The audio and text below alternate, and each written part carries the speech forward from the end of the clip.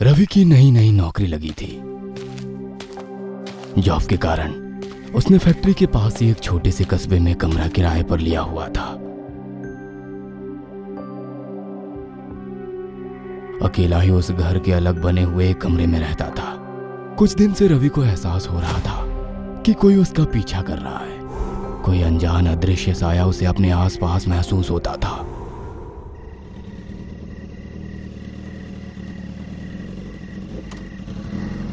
कभी लगता था जैसे रास्ते में कोई नहर से उसकी मोटरसाइकिल के पीछे बैठा, और मंदिर के कुछ पहले उतर गया हो। मंदिर उसके कमरे के थोड़ा ही पहले सड़क के उस पार है, जहां एक बड़ा पीपल का पेड़ था। रवि को कई बार मनमोहक गंध भी लगती, जो उसे अपनी तरफ आकर्षित करती थी। चांदनी रात थी, होली के आसपास का समय। सुहाने मौसम में रवि शाम को घूमने निकला तो चलता ही गया, और चलते चलते जंगल में बहुत दूर निकल गया।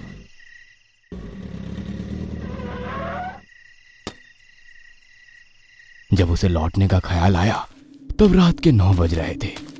वह कमरे की तरफ लौट ही रहा था, पर ना जाने क्यों उसके कदम नहर की ओर मुड़ गए।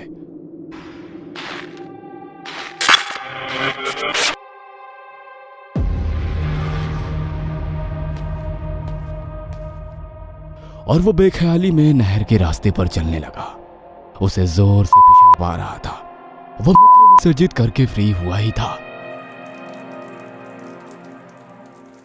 कि अचानक उसे लगा कि पीछे से कोई आवाज दे रहा है। रुको, इधर आओ मेरे पास। एक मधुर स्वर की कोमल खनक उसके कानों में संगीत घोल गई। रवि ने पलट कर देखा। दूर नहर के पार उसे एक स्त्री की झलक दिखी, जो स्वर्ण आभूषणों से लदी हुई थी। वो दुल्हन का लाल जोड़ा पहने हुए थी। उसने अपने लंबे बालों को खोलकर चेहरे पर ऐसे फैला रखे थे कि बस उसकी आधी आधी चमकती आंखें और थोड़ा सा गले का हिस्सा ही नजर आ रहा था। कौन है ये? और ऐसे दुल्हन बनी सजी धजी इस वीराने रात के इस वक्त? तभी उसके कानों में फिर आवाज आई, आओ ना, रुक क्यों गए? रवि के कदम ना जाने क्यों उस तरफ उस आवाज को सुनकर बढ़ने लगे। उसके कानों में एक मधुर हंसी की आवाज गूंजती हुई उसे सम्मोहित सा कर रही थी। ये क्या? अचानक रवि के कदम रुक गए। वह ठिठक गया। ये 20 गज का नहर का फासला, और उसके 20-30 गज ऊपर सड़क पर वो महिला। रवि के दिमाग ने झटका खाया। छलावा, भ्रम, धोखा, क्या है ये? रवि का दिमाग घूम गया और वो तेजी से वहां से लौट पड़ा। उसने लगभग दौड़ ही लगा दी, लेकिन उसे वो साया लगातार पीछा करता हुआ महसूस होता रहा। रुको, इधर आओ मेरे पास। रुको, इधर आओ मेरे पास। उसने भागते हाँफते किसी तरह मंदिर पार किया और पीपल को हाथ जोड़े। उसके बाद रवि अपने कमरे में लेटा हुआ रात भर उसके विषय में ही सोचता रहा। नींद ने जैसे उसकी आंखों में आने को मना कर दिया था। उस बात को कुछ दिन बीत गए। अब रवि लगभग उसे भूल चुका था। उसे लगा कि उस रात वो उसका एक डरावना सपना था। रात के कोई 12 बजे का समय था। तभी उसे लगा कि उसके सामने कोई खड़ा है। रवि ने झटके से आंखें खोल दी। लैंप की मध्यम होती रोशनी में उसने देखा कि वही नहर वाली औरत। नहीं, यह कैसे हो सकता है? रवि ने अपनी आंखें 2-3 बार कसकर बंद की। आंखें मसलकर उसने उसे बार बार देखा। अरे, ये तो सच में है। वो औरत सामने खड़ी मुस्कुरा रही थी। रवि को हाथ प्रभ होते और आंखें मलते देखकर वो हंसते हुई बोली,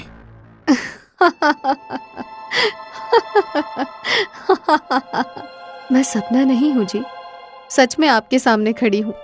कौन हो तुम? रवि हकलाते हुए बोला, मैं मोक्षिनी हूँ। उसकी खनकती आवाज गूंजी, जिसमें हंसी की मधुर खनक घोली हुई थी। लेकिन मैं तो आपको नहीं जानता। खूब जानते हो, पिछले कई महीनों से जानते हो। अक्सर साथ ही तो होते हैं, हम दोनों। लेकिन उस दिन शाम को मेरे बुलाने पर भी आप 2 कदम बढ़ाकर मुझे छोड़कर भाग आए। नहीं तो मुझे तो याद नहीं। रवि कुछ याद करके घबराते हुए बोला।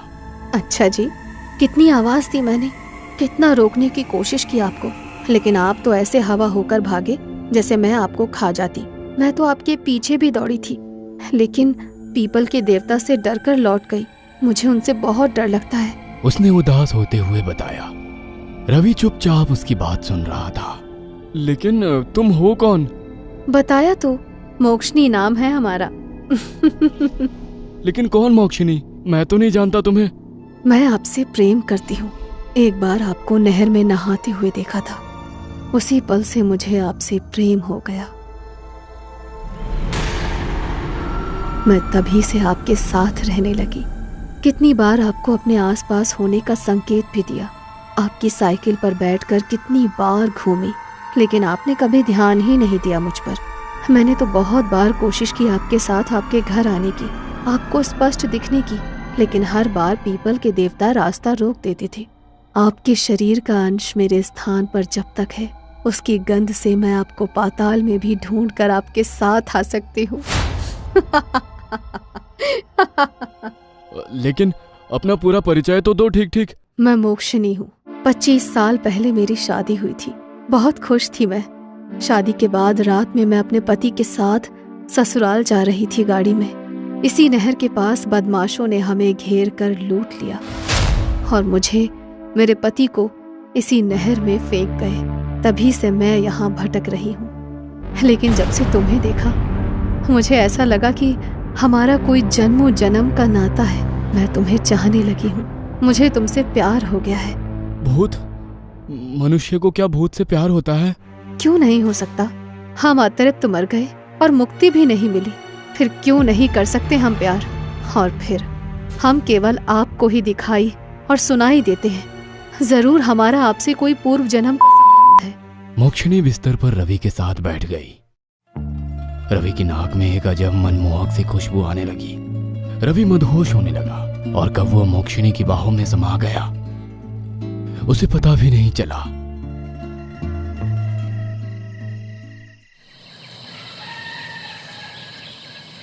सुबह जब वो उठा तो अकेला था, लेकिन उसका पूरा बदन टूट रहा था।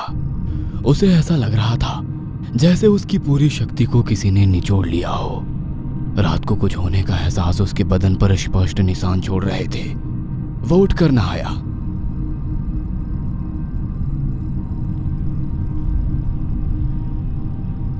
पूजा करने मंदिर गया और बैठकर रात के विषय में सोचने लगा। मोक्षिनी भूत है, एक आत्मा, एक भूतनी मुझसे प्यार करती है, मेरे साथ जिस्मानी होती है। वह रात की बात सोचकर शर्मा गया। अब अक्सर ऐसा होने लगा। मोक्षिनी रात को आती, देर रात दोनों बातें करते और बाहों में बाहें डाले सो जाते।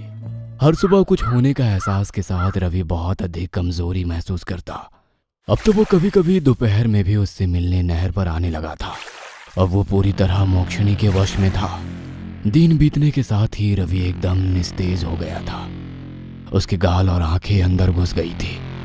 उसे चलने में चक्कर आने लगे थे। उसने जब इस बारे में मोक्षिनी को बताया तो वो खिलखिलाकर हंसते हुए बोली,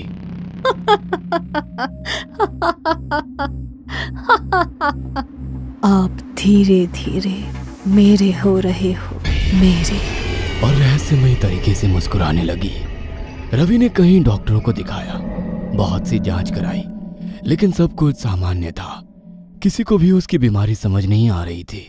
इधर रवि की हालत दिन ब दिन बिगड़ती ही जा रही थी। किसी को कुछ समझ में नहीं आ रहा था कि क्या हो रहा था। उधर मोक्षिनी रोज रात को रवि के पास आती, अपनी खुशबू से उसे मदहोश करती, प्रेम भरी बातें करती और उससे संबंध बनाती। अब वो उस रोज से कहती, अब हम जल्दी ही हमेशा के लिए एक हो जाएंगे। और एक मुस्कान किसी रहस्य की तरह उसके चेहरे पर फैल जाती। उसकी आंखें चमकने लगती। कहीं मेरी बीमारी का कारण मोक्षिनी तो नहीं? कहीं वो मुझे मार तो नहीं रही? रवि सोच रहा था और कुछ सोच करके वो मंदिर में पंडित जी के पास चला गया। उसने उन्हें शुरू से अब तक की सारी बातें बताई। मोक्षिणी एक अतृप्त आत्मा की तरह होती है, मगर ये आत्मा नहीं होती, वो डायन होती है, जो दूसरे लोग की वासी होती है।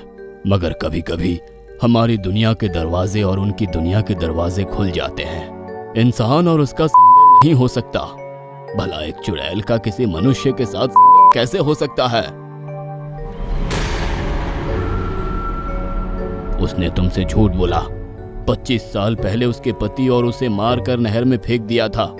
नहर में जरूर फेंका था, पर बदमाशों ने नहीं, खुद उस मोक्षिणी ने फेंका था।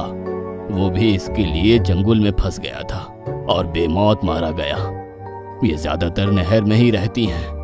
यदि कोई इनके स्थान पर मूत्र त्याग दे तो ये उसके पीछे पड़ जाती है। लेकिन तुमने एक बार नहर में मूत्र विसर्जित किया था ना, और ये तुम्हारे मूत्र की गंध के सहारे वह मंदिर पीपल सब पार कर गई। और संबंध बनाने के बाद तो उसकी शक्ति और बढ़ गई। हर बार संबंध बनाने के बाद वो तुम्हारी शक्ति खींच रही है। तुमने देर कर दी रवि, तुम्हें पहले ही मेरे पास आना चाहिए था। पंडित जी ने कहा, क्या रवि मोक्षिणी के चंगुल से निकल पाएगा या मोक्षिणी अपने मकसद में कामयाब हो जाएगी? ये जानने के लिए आगे का अंतिम भाग जरूर देखें।